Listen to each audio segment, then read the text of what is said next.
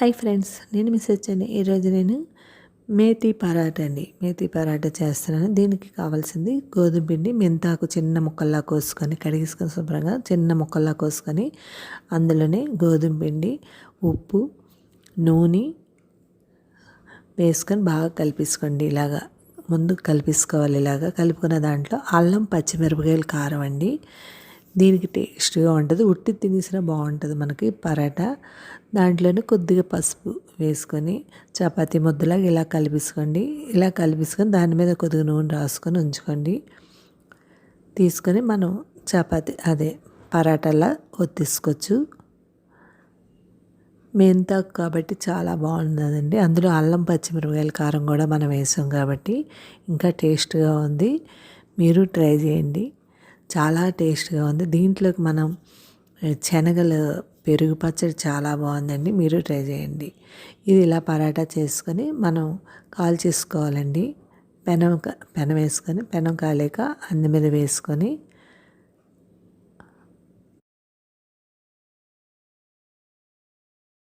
ఇలా వేసుకొని కాల్చుకోవాలి. అటు ఇటు తిప్పుకొని కాల్చుకున్నాక అప్పుడు మనం వెన్న, నెయ్యి అయితే నెయ్యి వేసుకొని కాల్చుకోండి. నూనె అయినా పర్వాలేదు, చాలా బాగుంటుంది. నేనైతే అమూల్ వెన్న వేసుకున్నాను.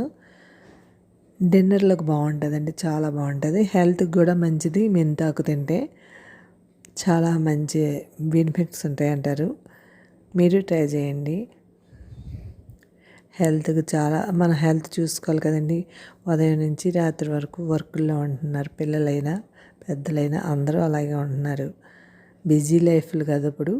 ఇలాంటివి చేసుకొని అప్పుడప్పుడు తినండి. హెల్తీ ఫుడ్ తినండి. ఇలాగ అటు ఇటు కాల్చుకొని మనం పరాటా కాలిపోయింది చూసారా. అటు ఇటు కాల్చిన వాళ్ళు ఎంత బాగుందో పరాటా. చాలా చూసారా ఎంత బాగా వచ్చిందో. మీరు ట్రై చేయండి. దీంట్లోకి నేను శనగల కూర చేసుకున్నానండి. అంటే శనగల పెరుగు పచ్చడి అండి ఇది. శనగలు నానబెట్టేసి ఉడకబెట్టేసి నేను ఫ్రీజర్లో పెట్టేసుకున్నాను. అవి తీసుకొని కొన్ని ఇందులో ఉడికినవేనండి ఇవి.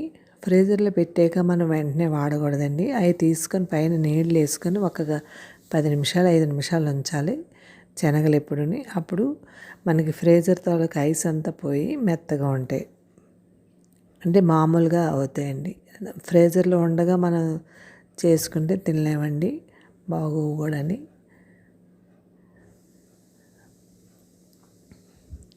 దీంట్లోకి దోసకాయ అండి, కీర దోసకాయ చెక్కేసుకొని చిన్న ముక్కల్లా కోసుకోవాలండి.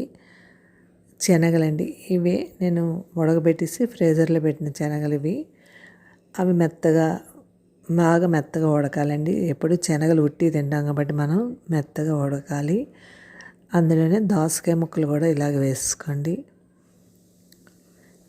ఉడకబెట్టిన శనగలు, దోసకాయ ముక్కలు వేసుకొని ఇందులో చాట్ మసాలా, 1/2 స్పూన్ చాట్ మసాలా వేసుకోండి. నేను చాట్ మసాలాని కొనుక్కుంటే ప్యాకెట్ కాకుండా ఈ డబ్బా వచ్చిందండి. మోడల్ బాగుంది.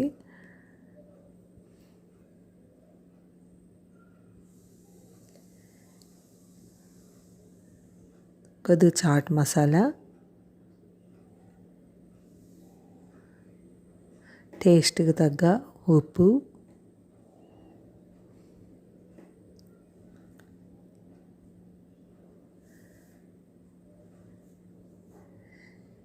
ఇందులోకి పెరుగండి. గట్టి పెరుగు అయితే బాగుంటుందండి. ఎందుకంటే మనకి దోసకాయ నీరు శాతం కదండి, అందుకని గట్టిగా ఉండాలి పెరుగు. అప్పుడే టేస్ట్గా కూడా ఉంటుంది. చాలా గట్టిగా ఉంటే పెరుగు బాగుంటుందండి. దాంట్లోకి టేస్ట్కి తగ్గ ఉప్పు వేసుకొని కొద్దిగా పచ్చిమిరపకాయ ముక్కలండి, చిన్న పచ్చిమిరపకాయ ముక్కల్లా కోసుకొని వేసుకోండి. కరివేపాకు కూడా వేసుకొని తాలింపు మినప్పప్పు, ఆవాలు తాలింపు పెట్టుకోండి. అప్పుడు బాగుంటుంది. ఒక ఎండుమిర్చి, కరివేపాకు వేసుకొని తాలింపు పెట్టుకోండి ఇలాగా. అప్పుడు మీకు పెరుగు పచ్చడి చాలా బాగుంటుందండి. టేస్ట్గా బాగుంటుంది. మనం తినేటప్పుడు మినప్పప్పు పళ్ళ కింద తగిలి చాలా కరకర అంటుంటుంది.